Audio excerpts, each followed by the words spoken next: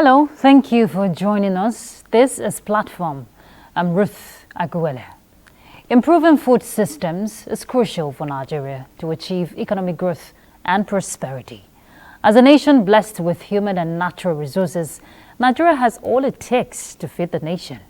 Food security remains a crucial component of the present administration, with different interventions we've seen put in place to accelerate responses to food security challenges, to set the nation on a path to resilience and sustainable food systems. Now, the goal of the National Food Systems Transformation, an action plan targeted from 2021 to 2030, is to reduce poverty, unemployment, especially among the youths, reduce hunger, food insecurity and malnutrition, reduce food imports and promote sustainable food trade, increase women's empowerment in agriculture index score, and increase environmental performance index score. But there are certain factors that have been linked to inefficient food systems in the country. Therefore, improving food systems will require a holistic approach by all stakeholders, both at the federal, state, local levels, and not leaving out the private sector to carry out the action plans that will change the nation's food systems across the value chain networks.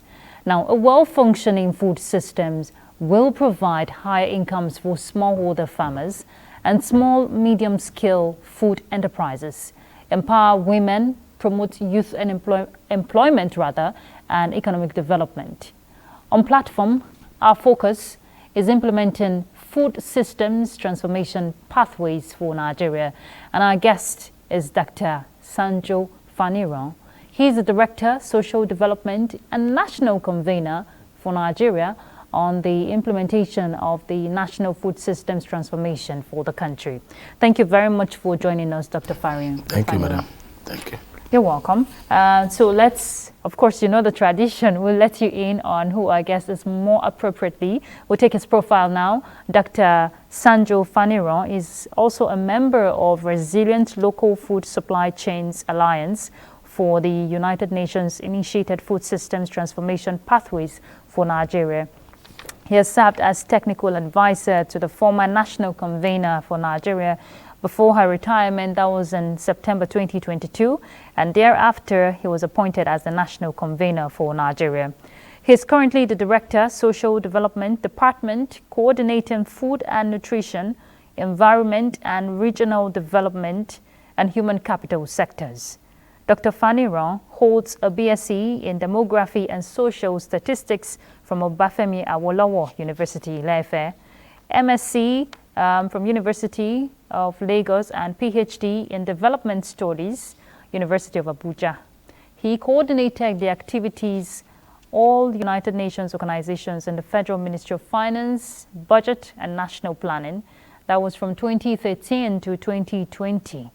He is Nigeria's Partners Country Coordinator for Partners in Population and Development, a South-South cooperation of 27 member alliance countries that has been since 2013. Dr. Faniran is also the current chair of the Steering Committee of Finance and Safe Schools in Nigeria. He has served as the deputy chair of the board of International Aid Transparency Initiative, representing Nigeria from February 2021 to January 2022. Dr. Faniran has acquired skills in diverse fields from different parts of the world, and we're pleased to have you on Platform today. Thank you very much. All right, our panelists, one of our regular, Benny Adams from our business desk. Benny, thank you. We're about to talk business, but this time around food system network for Nigeria. Food is business. Food is business. So Dr. Faniran will tell us more about that business. So Dr. Faniran, implementing the food systems transformation for Nigeria. Some persons may be wondering, we have food security initiatives. So what is this food systems transformation? What exactly are we talking about? So break it down. Yeah, thank you very much. In 2020, specifically, towards the end of 2020, the Secretary General of the United Nations called on all member countries to go and look inward, dialogue, and see what are the issues affecting food, because the objective was to accelerate the achievements of SDGs, knowing fully that the year 2021 to 2030 is a decade of action for SDGs. So, and the focus of the food system was goal 1 and 2. We are looking at ending poverty, and we're also looking at ending hunger and some other thing. And so those are the, so by the time they said that Nigeria also keyed into it, we keyed into it by conducting exploratory dialogue across the length and breadth of Nigeria, such that there is no state that did not participate. And I must tell you that during that exploratory dialogue, we had 2 dialogue in each of the geopolitical zones. We combined, we broke the state into 3-3. I mean, depending on the proximity of those states. For instance, for Southwest, we had it in Lagos. And that's why a Lagos State governor actually single-handedly funded that exploratory dialogue. And that is why, I mean, with the current Commissioner for Agriculture. And that is why you see that Lagos is changing their ministry to Ministry of Agriculture and Food System, everything they are doing. Because if we are talking of food security, it's not only agriculture.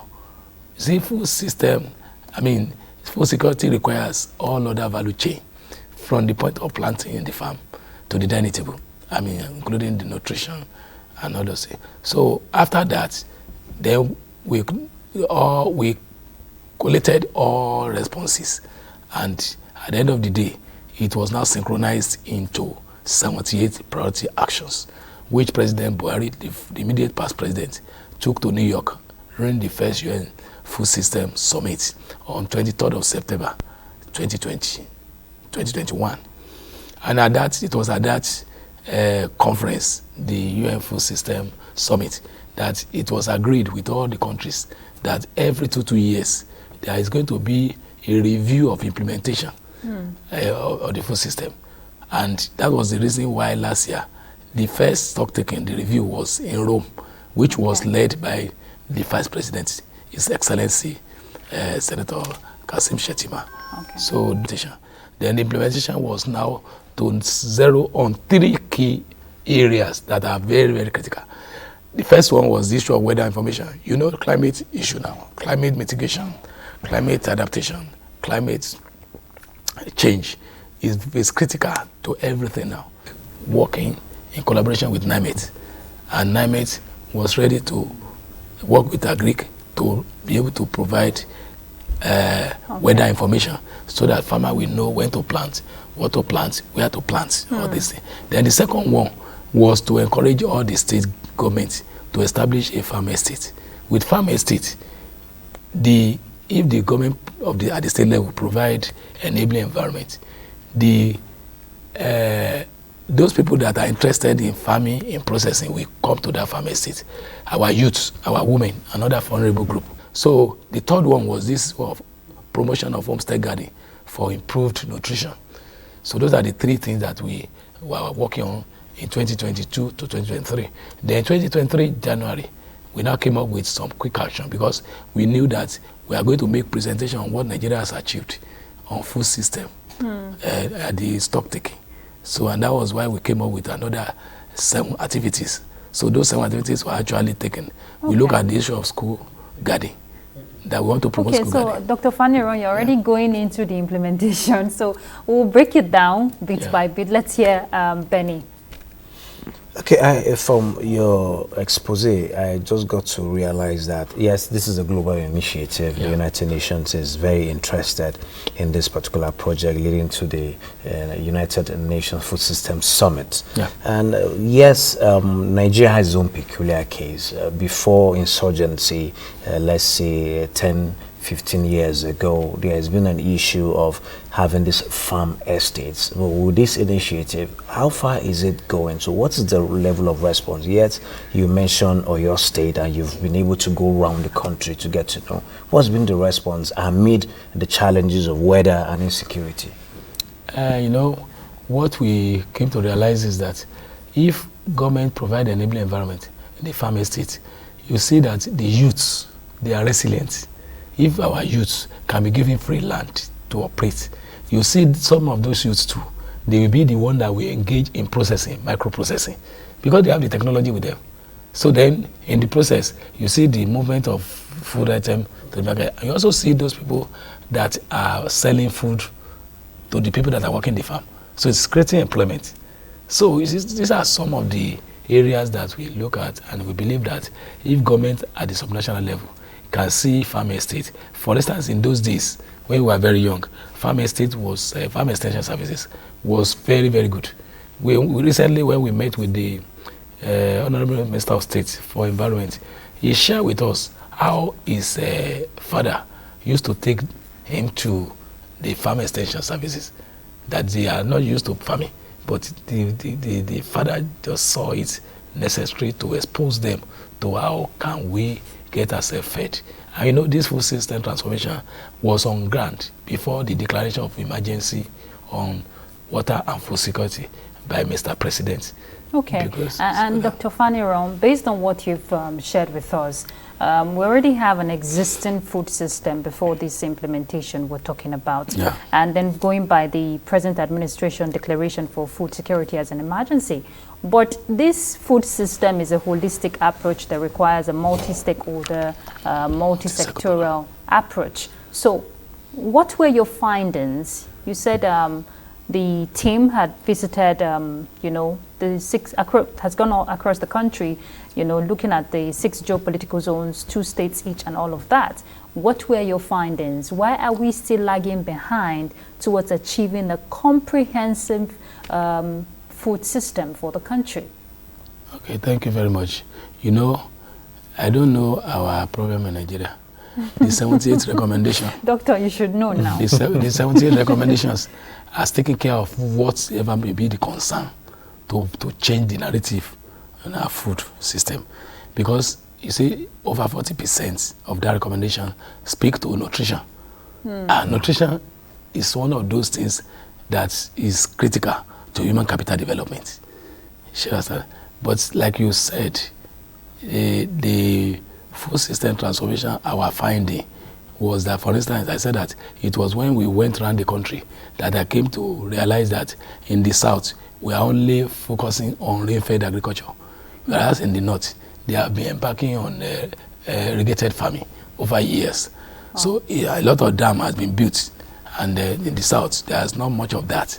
I mean, so even the river basins that where they created is only few states that are having the river basins.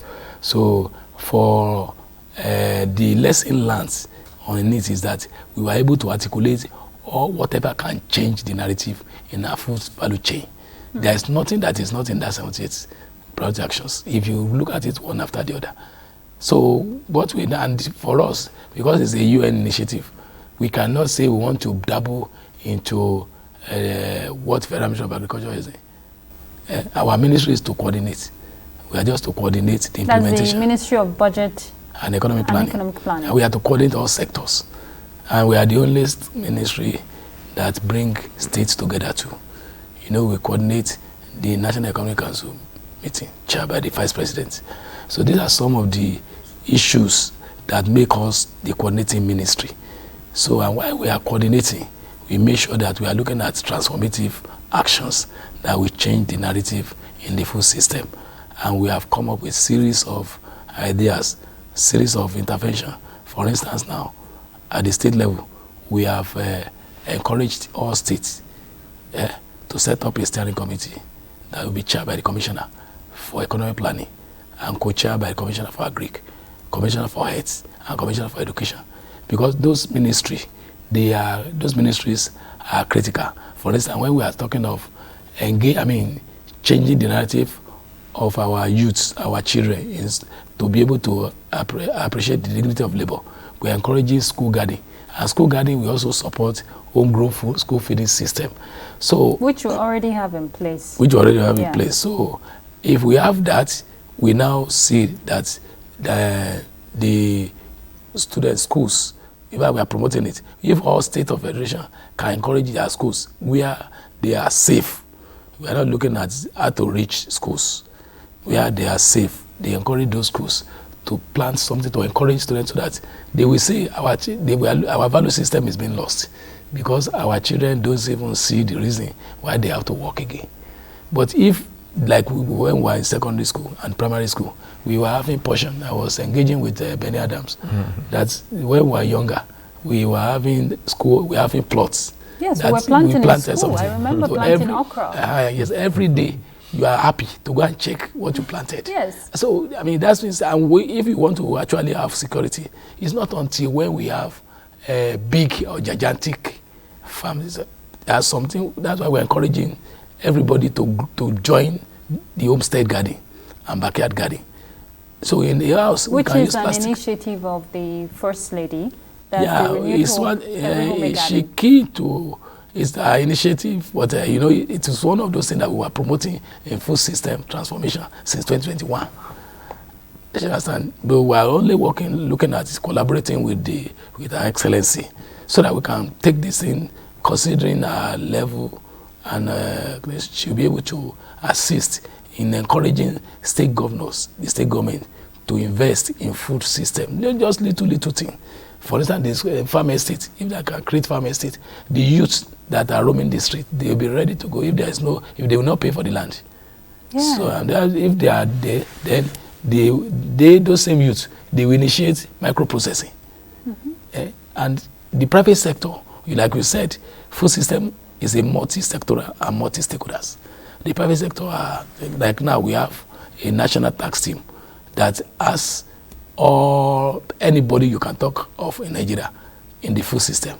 I have about 14 or 15 professors working with me on this food system. They are the one that are the one that are the brain behind whatever initiative that we put on ground on implementation. Give us opportunity that everybody is interested. Just last week, we have developed an implementation strategy for the 70 priorities. So we developed it, and it was validated by the commissioners from the states on March. We had an engagement with them on March 7 to 8 this year, because we knew that those commissioners were new, and we wanted them to be carried along. We want to carry them along. Okay. So we now have to bring them for a retreat in Abuja.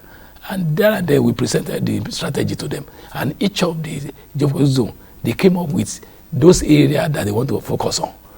You talked about collaborations, and from the feedback you got from your collaborators, there is a lot of excitement. Everybody is energized to get to do it. Where is the place of synergy moving from these plans to actual implementation on ground? I'm bringing this at this point because, like you mentioned, you have up to 15 professors, 16 professors. Yeah. So it means the knowledge is there. Yeah. How do we transfer this knowledge to real practical base? What's the collaboration and synergy with the farmers? Not just the local farmers, yes, the local farmers, the big-time farmers in there. How is that synergy working to ensure this implementation? As well as what will be the expectations from the side of government that it's needed to kind of breach this gap? Yeah, thank you very much. You know, like when you talk of synergy, I want to tell you that all the 30 states, including FCT, they have joined us in the implementation of the food system. Right. Then, what I did when I became the national convener was to initiate a zonal coordination. Zonal coordination, that it will not be in Abuja that we are coordinating. So it's decentralized. So that it can be decentralized. It can be decentralized. Okay. So states are interested. In fact, there's no zone that does not have a WhatsApp platform. If they post so many things they are doing on it, you'll be excited. Oh. So there is that synergy that everybody is interested in moving the food system forward. And for those consultants, what we use them for, the non-consultants, or those in the academia people, what we used them for was to formulate actions, program. For instance, now we have developed a action plan for all the state of education. We have sent it to them. It's just to implement little thing, like this issue of farm estate, if they can create farm estate. This issue of weather information, if they can cascade the weather information that is released by Federal Ministry of Agriculture and NAMET, if they can cascade it to the radio station and television station at the state level, which they have been doing, because we did a monitoring, a tracking of that last year. Then another thing is we also encourage, what we now did was, for us to get what we want, we now made we are encouraging the steering committee in the state to be chaired by the Commission of Economic Planning, because the State Ministry of Economic Planning, they are supposed to drive, just like what we are doing in the Ministry of Budget and Economic. So that they are supposed to drive the process at the state level. Then we now made the Ministry of Agric in the state, Ministry of Education in the state, Ministry of Health because of the healthy diet, the Ministry of Agric because of the production, the Ministry of Education because of school garden.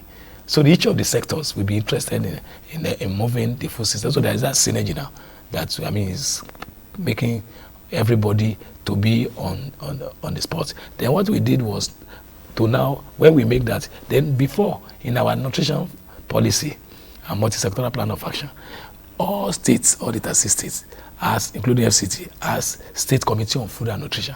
So what we now did for us to get the best out of it is when we said State Committee on Food and Nutrition is chaired by the Permanent Secretary.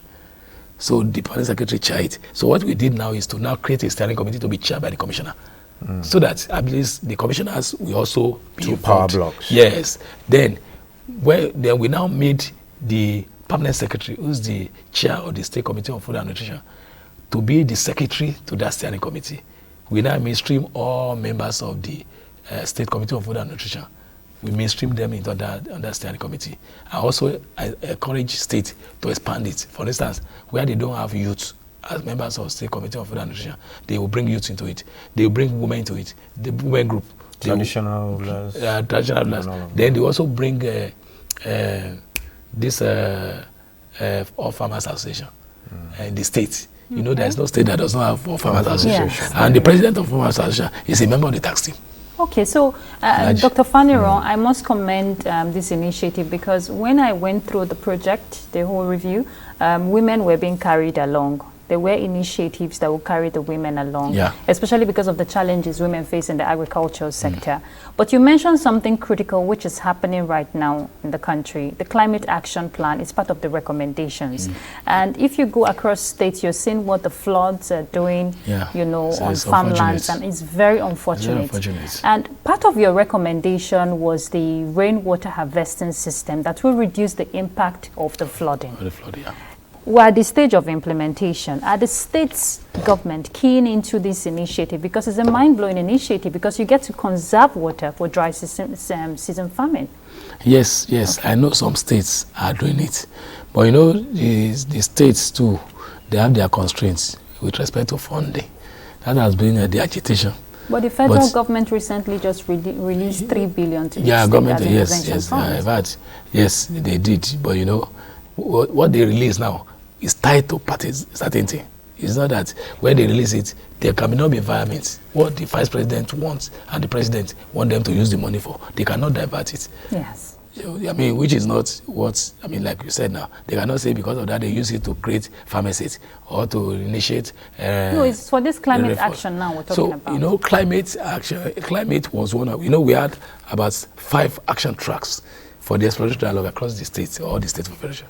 Climate action, which is action track 5, was there. If you read that thing, you see that a lot of initiative for climate mitigation, climate adaptation, and climate. But unfortunately, nobody can predict weather now.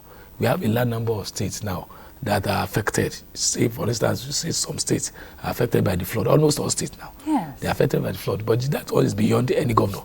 It's beyond the government. It's a climate issue. So what we are looking at is how do we initiate climate mitigation? Is the climate mitigation is it a long-term plan now or a short-term plan? Under climate mitigation. Yes. It's on the both short and long term. Because we are looking at climate mitigation. We're also looking at climate adaptation to address the issue of climate change. So these are some of the issues that needed, I mean, concern of the government. And you know, if a particular state has flood now, they didn't prepare for it. It's a big thing to them. And that's why all the states that are, if they program their resources to do certain things, and they now see that people are in trouble, you see, I mean, an average governor, we definitely want to address that, and the federal government too. We want to support them so that they'll be taken out of this emergency. And that's why you see NEMA, all of them, they have been coming to support, I mean, some of this flood and climate issue. that is affecting food system. It's a big issue. But my question is, are they keen into this? Share the state. Yes. They do. Okay. They have no choice. They have no choice because even the, climate, in the SDGs, the 3 leg of SDGs is economic, leg, social, and environment. At this point, I would like to know, where is the place of nutrition in your implementation strategy for the food systems? As it is, the data we get from our health decks, from agriculture, children under the age of 5, a whole lot of them, particularly in the rural communities, are suffering from acute malnutrition, leading to deaths. Yeah. What are you considering in this implementation plan at this point? It's unfortunate. It is unfortunate that we find ourselves in this mess. See, Nigeria is number 2 on child malnutrition in the whole world, and number 1 in Africa. Where do you put South Sudan and the rest? Sometimes this can be better than us. Our population determines the ratio. It's the ratio of population to people that are actually affected by malnutrition. But I can tell you, one of the key areas that the current present administration is putting money into is the nutrition. The vice president is passionate. He's passionate on nutrition. If you watch the television yesterday, you see that Bill Gates was at the National Economic Council meeting. Yeah, council meeting with the Minister of Health. With the Minister of Health. We were all together at the villa, so where he was giving a special session to address the governors, and they also came up with those areas that are grey that can be supported. And then Alhaji Aliko Dangote was also there. Everything is to promote nutrition. We have national policy on food and nutrition. And we also have implementation plan, which is multi-sectoral plan of action. I, myself, and the members of the technical working group on financing nutrition, we visited the DG budget to please help us prioritize nutrition in the cost circular. I also look at budget tagging for nutrition. Okay. I started last week. Then this morning, we now call all stakeholder MDs to discuss how we are going to articulate the project action that can translate into a better outcomes. Well, let's hold on for the outcomes, Dr. Faniron and Benny. We have to take a quick break. Just hold that thought. We'll be back with that. Please stay tuned. What are we doing as a nation to, first of all, settle our teeming populace, especially the NTA's political package with a third eye on the nation's political scene. I am Fisa Ogunfuyi. Welcome. You have to be very careful giving space to people who are obviously sponsored to further the agenda of some other groups. There's a lot of questions. A lot of questions in a closed door sessions. Some of these issues, some of the problems bedeviling of their In fact, between June 1st and July 17, 19-point-something billion has left the coffers of the NDDC. I can say my constituency, they need everything because we don't have anything.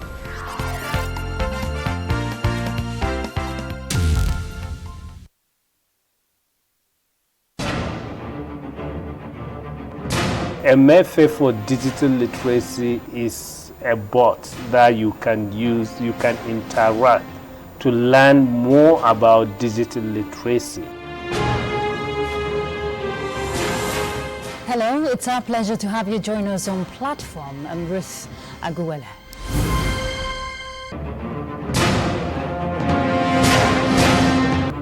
What is the yardstick for measuring everybody's moral integrity?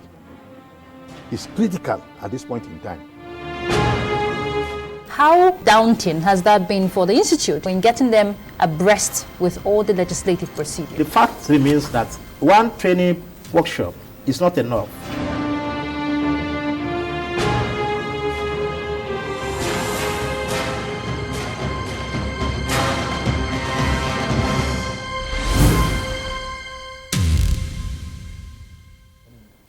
Thank you for staying tuned. The conversation is implementing food systems transformation pathways for Nigeria. Now, Dr. Faniron, you were just telling us about the policy action plan for towards addressing malnutrition in the country. And Benny was going to pick up with a question. So, Benny, go ahead. Okay, basically, you mentioned some of the collaborations, efforts being made by government and also the efforts of the private sector. From where you are now, how soon should we begin to see fruits of some of this hard work that has been on for years now, even before the advent of this administration? Yeah, let me tell you that, like I said, the government is actually declaring emergency on nutrition. The Honorable Minister of Health has taken both steps to address, and with the support of the VP, Vice President, and even Mr. President, and also a lot of initiative on the ground. Like we are looking at cascading nutrition, education, information, and nutrition opportunity to the community level now. Okay. Community level, so that everybody will be informed. So we just want to take ourselves out of the challenges that we find ourselves. I told you that, I mean, for child nutrition, malnutrition, we happen to be the second in the world, and then number one in Africa. It's not a palatable. Somebody was okay. She was saying that. What about Nigeria? Or Somalia. Yes. They have the indicators that speak to. You know, unfortunately, or should I say sadly, I visited one of the resuscitation center for children with malnutrition that has been managed by the United Nations in Adamawa State. And it's very sad, you know, to see what these children are suffering from. But again, looking at the rural areas, rural communities where we get to see most of these cases, is the initiative going to get to those paths? If you're looking at the whole value chain, you have to carry these people along, especially in the area of building resilience among communities. A lot of efforts are ongoing on carrying the community along, even the local governments. A lot of effort. I assure you that by next year, or before the next year, some of these interventions at that level will commence. We've already worked on it. We're already developing a framework to doing that. And everything is tilted towards the nutrition policy and the multi-sectoral plan of action. We have a lot of initiative in the multi-sectoral plan of action that can change narrative in the nutrition ecosystem. I wouldn't say, Dr. Faniron, that funds will be a challenge, because based on what you've shared with us, there are partners, both international partners, who are ready to commit to this initiative. So funding shouldn't be a challenge, right? Funding is a challenge. Okay. It's always a challenge. Let me tell you, the development partner, I happen to coordinate donor from 2013 to 2020 in the Ministry of Budget and Economic Planning. And when you look at it, you see that the quantum of what development partners are bringing to this country is less than 2% of our GDP. I say that as you say it, less than 2% of our GDP. The only thing is that because they are focused, with the little resources they have, they commit it in such a way that it will make outcomes. Yeah. So they can only support, you know, sometimes people don't even know that development partners, especially UN agencies and some other partner, cannot even support capital projects. They only support technical assistance. Technical assistance. The only people that support capital projects is bilateral organization like Japan, like Korea, like in the past. Japan built some schools in Kano. They also built in then in Ibadan. Then Korea also built in Niger some schools. You hardly see that one in the UN, among the UN and some other partners. All these NGOs, their own is technical assistance.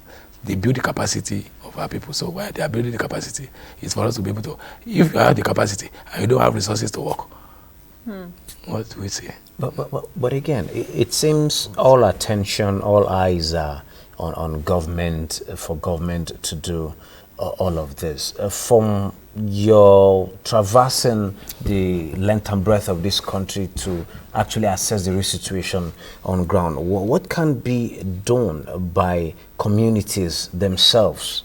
And how far are you reaching these communities in terms of enlightenment? Aside media engagement like this, what other strategies have you put on the table to ensure you reach these people in local communities, like she mentioned in Adamawa, where she saw a resuscitation center, children in very pathetic state? We know in local communities, you know how to plant one or two things. You know the nutritional value of these. You know how to put, pardon me to use my local parlance, zogale, those nutritional leaves to give a growing child. Why are we not doing that the much that we should? You know, that was the reason why I said that in the course of our action plan for 2023, even 2023 and 2024, we isolated some activities that will be done by the state. States are expected to carry the community along. We have a call to action. When the president came from New York in 2021, the first thing that occurred to us was to identify stakeholders and give roles and responsibility to each other. We have about 14 MDs at the federal. At the states, we have about 3 or 4 MDs. Then we have at the local government and community level. So the approach is advocacy. It's advocacy. And we encourage states to initiate that advocacy, that we go down to their, because at the federal, we don't grow food in Abuja. We don't grow food in Lagos. Yeah. So it's the states, and that's why we're encouraging states to please invest in the food system. But the advocacy you're talking about, are you carrying the village heads, community heads rather, and religious leaders at that level along? Because they're the ones to, you know, create that awareness to the people directly, to teach them what to give to their children, and then for smallholder farmers, they speak the language they understand. You know, when we started the implementation, we initiated a sensitization workshop in all the 6 geopolitical zones. It was that sensitization workshop we encourage states to bring those people that are relevant to that sensitization workshop. Because for me, in Abuja, I don't know those people that are relevant in Osun, in the Osun community, or in your community. But the Osun state government, either the state Minister of Agriculture, state Minister of Budget and Economic Planning, they know those records. So that's why we are transferring the implementation. We are encouraging states to take over the implementation. And we are encouraging state governments to also be ready to support the commissioners and permanent secretary by providing resources to do that. And the governors are interested. I told you that the governor of Lagos State sponsored, each time we went to Lagos on Saturday or whatever, he sponsored it. He paid for the venue, he paid for the menu, he paid for everything. Recognizing the importance. Yeah, the same thing with the governor of Borno, Professor Zulu. But if you call him now, once it is full system, it's a orientation change immediately because of the passion. And it's ready to release, to support. He actually been supporting, because anytime we need to have meeting, it's in Abuja that is supposed to be attended by the commissioner or the PASEC. He release funds to them to participate, because we don't have enough resources to start engaging some of this. But if the state can take it over, and that's what we are encouraging now. So. Okay, so you said the review is every 2 years, right? Yeah, review of implementation. Yes. Now, there is need for coordination and regulation to ensure that what you have recommended is actually being implemented. Yes. Yes, you've said states are carrying the whole initiative along, but if you're not regulating the process, you wouldn't know, or monitoring the process, you wouldn't know what is happening at each level. Honestly, let me tell you that last year we did a mapping of farm estates in all the state of federation, and it was documented. It's part of what we took to Rome. Then in December last year, we did a tracking of implementation of food system in all the state of federation. It was initiated by my office, by my ministry, and we did a joint monitoring, and we published that monitoring report. Wow. When we brought the commissioner to retreat in March, we presented the outcome of that. They were not the commissioner then, but they felt terribly bad in some instances, what they found in their states. So anytime from now, they are the ones that are agitating. In fact, yesterday, the Gombe state, Kano said, they are saying that, when are we going to have our review? They are ready. The commissioner, yes, they are ready. And I told them that if I'm looking at if we can have it this month. So maybe one of the days, I can invite any of you to join us. Well, let me get a clearer perspective. I know Benny will like to be part of that initiative. But let me get a clearer perspective on that. When the states come up with their review, we know that their challenges are peculiar to each zone. So what is required? Are they going to wait another 2 years, or is it going to be a practical, actionable plan, intervention rather, that will be taken to address some of these challenges they've encountered? Is it what we or like? Or is just going to be documented? Yeah, we're good at documenting. It's the work now. See, we have we have initiated. Dr. Fanny Ron, you know what I'm talking about. We have initiated action plan for all the states of federation. Okay. We don't want it to be that in January next year, I will now be rushing to say that let's quickly do something so that we have something to present during the stock taking, the second stock taking. Okay. So that's why we are carrying them along. We want to see what they are implementing with respect to the implementation strategy. They validated that strategy and they see it as a tool to implement most of these little, what we even give them at the state level is things that are easily implemented, that are implementable. So that for instance, if school garden, if a farm estate is given priority, you know what it is, youths that are roaming the street, they will be ready, women. And when we are doing the exploratory dialogue, we also have dialogue for women group, we have for the youth group, and in the tax team, we have the youth lead. The youth lead now, what we want to promote next year now is we want to promote our youth info system. So we have started doing a mapping of all the youth info system, which is being led by our youth in the tax team. They have developed a Google app, and we are sharing it with all the state of federation, so that the youths that are in full system, not only in agriculture, those that are in microprocessing, those that are in some other value chain, all of them will be registered, so that we will see if there is a way of giving them training. We can get resources maybe from our developer partners or even government, even the school garden. My intention is, if I'm my way, if you give 250,000 naira to a teacher in a particular school to organize, to set up a school farm, they will do it. Teacher at this level, they will. You get results. And it's one of those things. So if we identify one school in each of the state of federation as pilots, and we encourage them, 250,000 naira is just less than 10 million naira. And organize a reward system, an award, yes. Make it public, to elicit interest to participate. Everybody will be interested. Competition will be part of it. But that brings me to the question of financing. How have you been able to influence increased budgetary allocation, particularly at the subnationals, to do with agriculture and health that support food systems? As I told you, what we are doing with respect to budgetary provision, we encourage the state Ministry of Economic Planning and Budget to have budget line for coordination of food system. Okay. They also encourage them to give budget line to implementing agencies. For instance, the Ministry of Agric.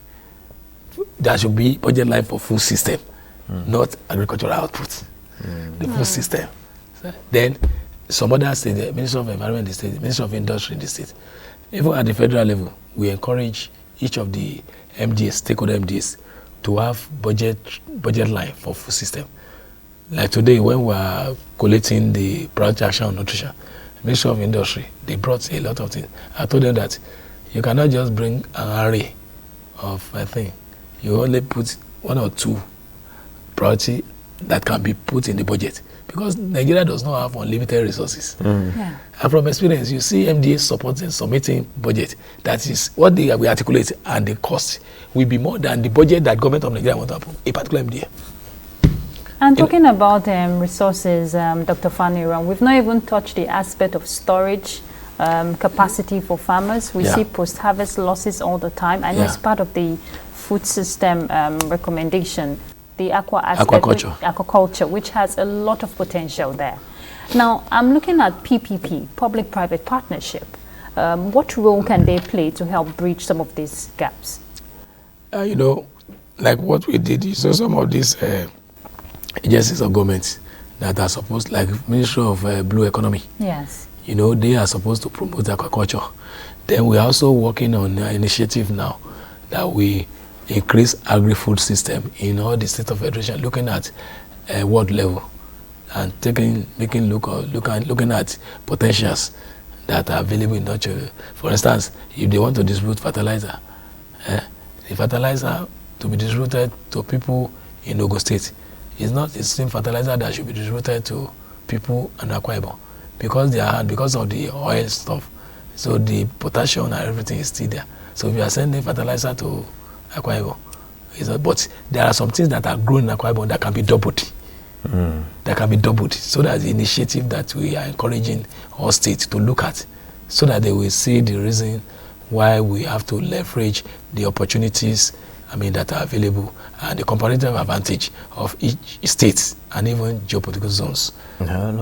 Basically that I like the aspect of the comparative advantage that by every state. I understand also from the Small and Medium Enterprise Agency of Nigeria, SMED, and there's the program, One Local Government, One Product, where you say, okay, where do you have advantage in? Let government support you, you grow productivity, you increase output, to ensure maximum productivity, not just for sufficiency, but to think of also exports. I think that is done in this light, I think. Yes.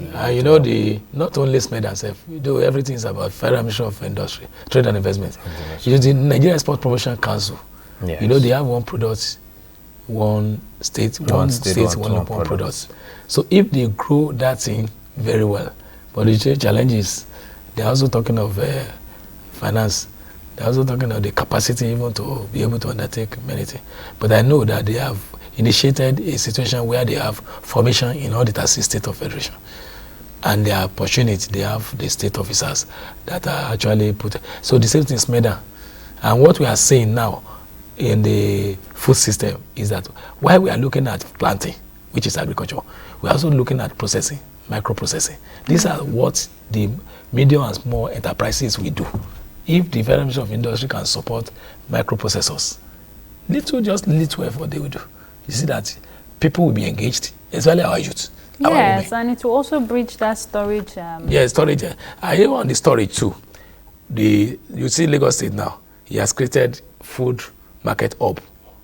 Those are some of the initiatives that they are using. That initiative that has helped to reduce the cost of food items. Cold chain.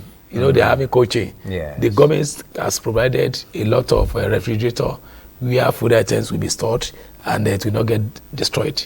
So these are some of the initiatives.